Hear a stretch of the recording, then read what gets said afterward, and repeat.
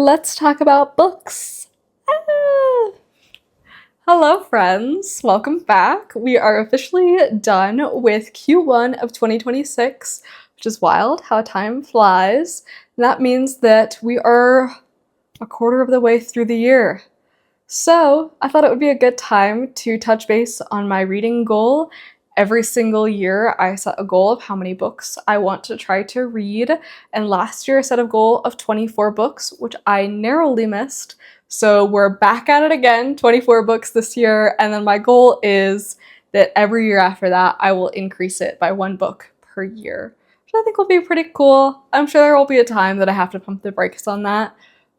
Maybe it's if I achieve it, I add one more. But we'll see. For now, the goal is 24 books, and I am well on the way to achieve that. I have read 6.5 books. I'm giving myself the half so far in Q1, which is a little bit over 25% of my goal to read 24 books. So very exciting there. This quarter, I have read 6 books. I'm going to tell you a little bit about those 6 books, and I'm going to end with my recommendation of which book I read this quarter that I think you should read. So let's dive in. The first book I read this year is I Have Some Questions for You by Rebecca Makkai, and I liked this book. It ended up being a 3-star read for me just because of the ending. The ending kind of narrowly missed it for me. It was really close to being a 4, but for some background, I like to go in books blind. I don't like to read the back of the cover, so in my synopsis, I will be as scant as I possibly can as to not spoil anything for you.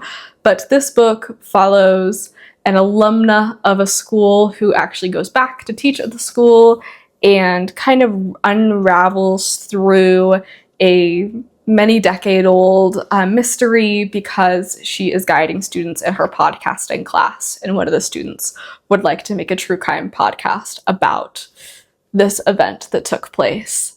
And you really get to know the different characters that were at the school at the time that the teacher was there, and who's still around, and how things have changed, and how different perceptions are shaped amongst people. Where is the truth? Where is fiction? And yeah, it's written as sort of a letter to one of the people involved in the mystery. I don't want to say mystery, it's a crime that happens, but there's some cloudiness around if the person accused is actually the guilty party. So it really goes through that. I think if you're reading a book for a journey and not like a huge slam dunk ending, this is a good time. I actually walked a lot on the treadmill while I read this one. It kept me thoroughly entertained. I think maybe at some point I'd like to read it again. I'm sure there's things that I missed that are on me because I was multitasking, but overall, an average read, a good read. My rating scale, how I like to think about it, from 1 to 5 stars. If it's a 5-star, it's 10 out of 10. It's so good, and I'm not gonna shut up about it. If it's a 1-star, it's so bad, and I'm not gonna shut up about it. And those are sort of the two parallels. Then we move inwards. 4-star, it's good. It's good. I'll probably recommend it to some people. I liked it. It was a good time. 2 stars, it was bad, but it's not really worth my time, or it just wasn't for me. There was nothing wrong with it, per se, but I just didn't love it. Just, 3 stars, good book. Probably won't think about it a ton. True neutral. And so a lot of the books I read end up kind of being in that 3 stars, and that's not a bad thing. That is average. So just noting that, because I think 3 stars gets a bad rap.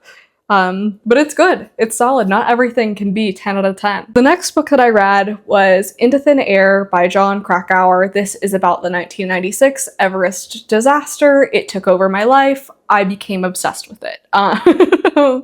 I really liked it. I know some people have things to say about Jon Krakauer and his recollection of the event. Can we give the man some grace? He survived a disaster on the tallest mountain in the world.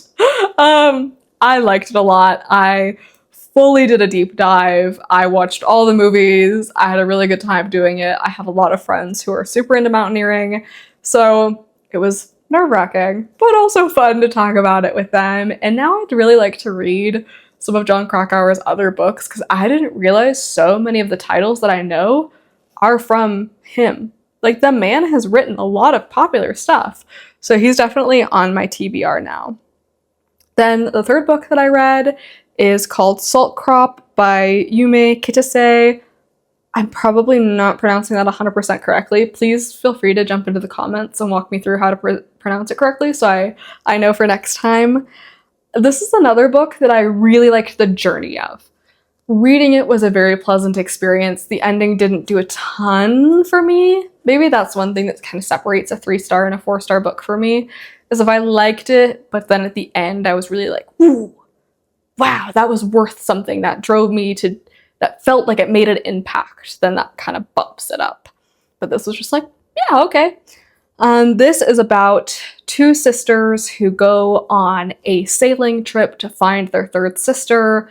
It's a little post-apocalyptic. There's large companies that control things, that are doing fishy stuff, and mysteries that unfold, and conspiracy.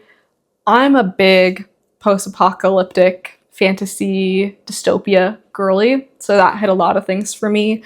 The relationships in this, I think, were really good. I just found one of the characters absolutely insufferable. So insufferable. I won't say who. If you read it, you know who it is and you know how things turned out. But I couldn't stand them in that. And I know you're not supposed to like them, but it just took me out of it. So yeah, and then the ending, I just felt, for me, it was very much a journey, not the destination kind of book. So if you want to go on a journey and sail to unknown lands, recommend. If you want a big,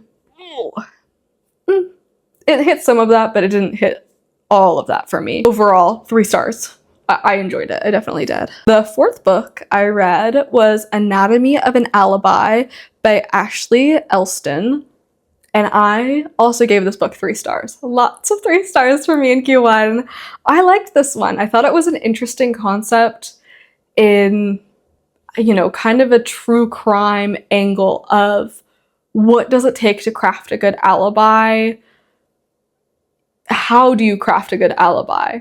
And what position does it put you in if the alibi that you're crafting doesn't align with reality, but also in a way that doesn't incriminate you? So yeah, I thought it was a really interesting concept. I liked the concept a lot. As time has gone on, this one has faded a little bit for me, and I think that's why it's remained in 3 stars. It's just not a book that I'm constantly thinking about. I'd say a lot of these books are kind of journey, not destination books. If you think that concept sounds at all intriguing, I would recommend it. It's not super scary or gory crime book, and I think that's important to put out there for folks who may not love that stuff. So overall, I thought it was a good time. 3 stars for that. The 5th book that I read is what I've learned to be a little bit of a controversial one, and it is Bunny by Mona Awad. And I didn't get it. Y'all, I feel bad. I feel kind of dumb that I didn't get it, but I didn't get it. I've been told that I need to read the 2nd one to understand what was going on, and I think I will because I'm intrigued and I feel like I just missed something. But I missed a lot. And I think that's probably pretty natural for those of you who are in the dark and absolutely confused. This is about a culty group of MFA, Masters of Fine Arts students who are just enraptured with each other, call each other Bunny, are very glommy on each other, just like the feeling of someone going like this, that kind of grosses us all out. They're that. And then this girl is kind of like, ew, who are these people? But then gets sucked in to the bunny of it all. And yeah, lots of subtext. If you really want to like pay attention, decode, are willing to look beyond the surface, not believe what anyone is saying, I think you'll really like this book. I didn't get it, and I rated it 2 stars because of that, and I don't think that's really fair for me because it's super divisive. People love it or they hate it, and I wonder how much of that is how you read it and the perspective you read it from. So I'll read the second one and then I'll come back to it. And if I feel like the second one is just like, come on, that it will remain at 2 stars. If I feel like the second one is really intriguing and it explains a lot and gives me a lot of context and really makes things make sense and not seem like a cop-out, maybe I'll bump it up to 3. Then the last book that I finished in Q1 is I Who Have Never Known Men. This one's the award for best cover. Best cover of Q1 is this book. This is by Jacqueline Harpman. I also thought this was a book about the journey and not the destination. And this one is the truest of that. You can't tell me that I'm just saying the same thing, because if you know this book, you know that that's what it is. Exactly what it is. This follows a group of women and one girl, and is told from the perspective of the one girl. She does not have a name. She's referred to as the child because she was the only child when these women were put in the bunker. They have male guards that monitor them, but they don't know why they're in the bunker. They don't know anything, really. They try to remember a lot of things from the past, but there's a lot of unanswered questions. And I don't want to spoil this, but events happen and the women go on a journey together. And this journey really paints a picture of desolation, isolation, how people find relationships amidst immense loneliness, how people find meaning amongst meaningless things. And I do think this could be really powerful to someone if you're going into it with the right mindset. Because I go into books so blind, when I started reading this book and learned it was about women in a bunker, I thought it was going to be more of the dystopian mystery, big company overlord book. And so I kept waiting for that angle. This is not that book. If you're looking for big mysteries being solved, this is not the book for you. You will be disappointed. If you go into this book really wanting to explore human connection, I think you'll find this immensely powerful. So for me, I think because I went into it with a different mindset and I just had different expectations for what it was going to be, nothing to fault with the book itself, it was a 3-star for me. I ended up being disappointed that all things weren't answered, and many people have said, that's not the point. And I get that, but I don't like unanswered questions, okay? I think that's my biggest maybe flaw as a reader, is I want you to spell it out for me. Tell me how things ended. Don't let me guess. I don't want to guess. I want you to tell me. Because then I feel like you didn't take the time to wrap things up. You just put the onus on me. You said, dear reader, figure it out. And I'm probably being like way too critical. There's no way I could write anything half as good as these books. Like I said, I didn't think any of them were bad. I think a lot of them were flawed from my approach as a reader. So fully accountable that this is on me. But I don't know. I want a really good put a bow on it ending, I think, for me. I read to like escape and have solace and delve into another world. And so to me, the mechanics of that world and how they play out are some of the most compelling things for me. So yeah, that's my ramble, but I'd love to hear your approach about how you read things.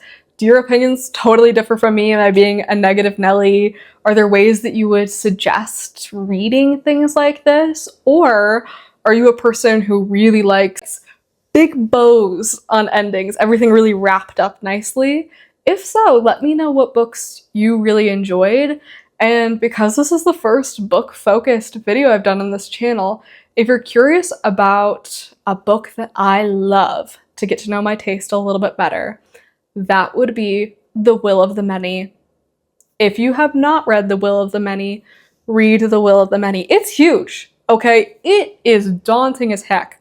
Worth every penny. Worth every time you spend on it. I loved it. There's a second one out, and I don't want to read it because I'm too nervous that it's like gonna end, and I just can't take that right now.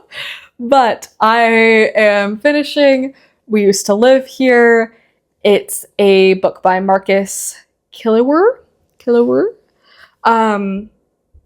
about a family who used to live in a woman's house, and they invite themselves in for a tour. Weird stuff happens. This is another one for me that's either going to be a 3 or a 4 star, purely dependent on the ending. So if I finish this before I finish editing this video, Editing Me will pop in and give you my review of this. But yes, I'm so excited to keep reading. It has been a great thing for me. And just a reminder that 3 stars is not bad. It's average, which is really good. And sometimes being average is nice. It's pleasant. It's a good time. Tell me about whatever you read. What was the best book you read in 2026? What has been the worst book? Did you DNF anything? Just drop it all down. Let's have a conversation.